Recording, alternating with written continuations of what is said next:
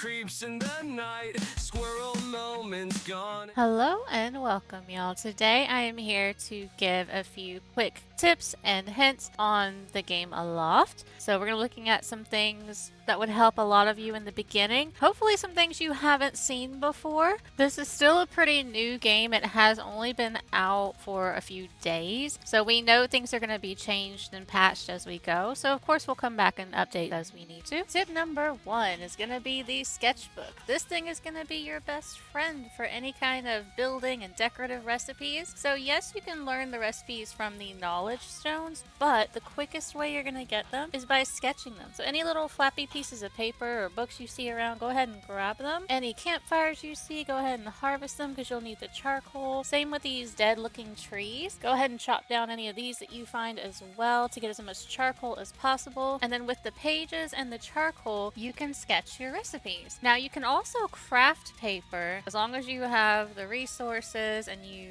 learn the recipe, you can go ahead and make it yourself too. You don't have to find paper only in world. So that is something later on that's going to be a huge help for sure. And you craft it in the workbench. Now once you have your sketchbook, your paper, your charcoal, the way you learn recipes is going to be putting the sketchbook in your hotbar, finding something that you would like to learn as far as the building and the decorations. Go ahead and highlight it, and then there you go. You have your recipe learned. So now you can go and craft these things. It's a pretty cool feature. I actually really enjoy this a lot. It leads you to explore more because you're looking for things that you can learn. This is definitely something that I appreciate greatly. Now, number two is going to be the story stones. So these right here not only give you a glimpse into the history of where you came from, who your people are, what you need to do, but they teach you the most important recipes that you're going to learn in the game. So these are always very important to find. They will always be marked on your table map, which we'll look at later on. So definitely do not miss any of these stones. Number three are the anchors. So these are going to give you recipes related to sailing. So this is going to be your sails, your floaters, your rotors, anything like that was going to fall within the range of these anchors. Definitely make sure you grab these as well. Your table map is a big one that you'll get from the anchors, so you don't want to miss them at all. Number four are the knowledge stones. So these are spread out all over. These are going to give you the recipes for your crafting benches, for any building pieces, any decor items that you may not use your sketchbook for. You're going to find it in these knowledge stones. So definitely grab those. Now we're on to the fun stuff. Here's number five. So in case y'all didn't know, the door kip is kind of like your shovel in a way. Any gravestones you find like this, if you dig up with your door kip, some of them will actually pop up with a chest. Near the beginning area, there is a section where you have multiple grave sites, and one of them does give you a chest. Any X's on the ground, like this right here with the stones, they will pop up a chest as well. If you use your door kip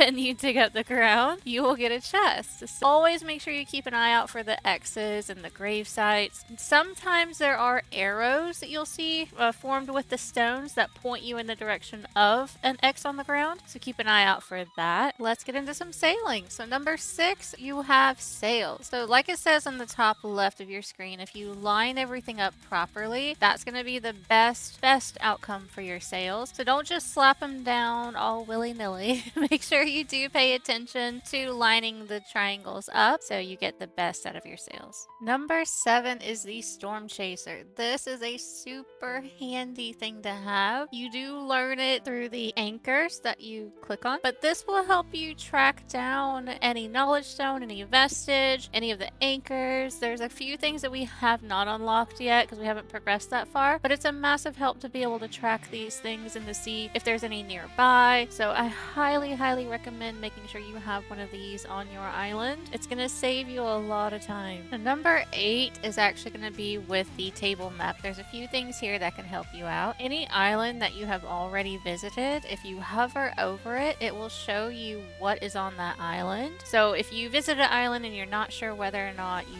may have forgotten something or didn't see something and you want to know if there's a knowledge stone or anything like that on the island before you leave, you can come back to your table, you can hover over the island. If there's nothing there, you know you're good, you can move on. If you see an icon for something like a keystone or a knowledge stone or something you haven't actually found on the island yet, then you know you're not done and you can go back and keep searching. So that is something that's very handy. On the top right of the table map, there are icons. This is actually a very handy feature because you can click on the icons to allow the map to highlight different things. So if you've already visited an island and you click on these icons, it'll show you any knowledge stones. Depending on what you click on depends on what will show or what will highlight. So if there's anything that maybe you have missed, you can pull up all of those at one time and everything else will kind of be doled out. So that's actually very helpful as well. Field guide will be number 9. So this is a very handy feature because it shows you what is on an island, what an island is lacking in.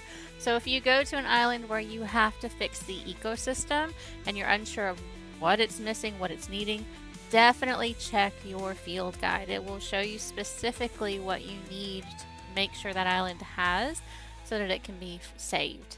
Number 10 is my personal favorite, the animals. So animals are very important in this game. The sheep and the llamas, they give you wool. I'm not sure about the goats yet, I haven't progressed that far. And the pheasants give you eggs and feathers. So the way that you tame the sheep is you craft the hay on you like I did just a second ago. And then you feed the babies and then they're yours. And you can teleport them home as long as your airship is nearby and you're good to go. The pheasants do eat grain, so if you grind up corn seeds, you can get grain and you can feed those birds and you can take them home and you'll be good to go with them. The llamas and the goats eat hay as well. They do eat on their own once you learn the recipe for the feeding trough and you craft one of those. So that is something to look forward to. You don't always have to feed them by hand, which is awesome. And you will craft shears to get the wool from the llamas and the sheep. So that's something to also keep in mind as well. Number 11. This is hard stone. This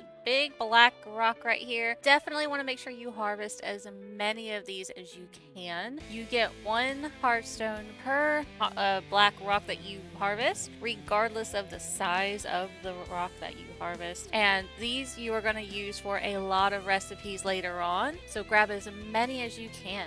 Number 12. So this is going to be something on your table map. So whenever you go to a brand new section of the map lately, you will see the black lines on either side if it's a section that you can go to, but there's going to be a break in that black line. If you aim for that break, you will not have to ride through the storm that will wreck your sails and cause all the chaos and explosions and all that. You can bypass the whole thing if you just aim for that little break right there in the line. And see right here, I went all the way through it. It was fine. Nothing bad happened. So yeah, that is a big one that I highly recommend paying attention to. And now we have a bonus. So the bonus I have for you is petting all the fluffy animals. This gives you a boost of dopamine and pretty much nothing else. Maybe just some awws and yeah.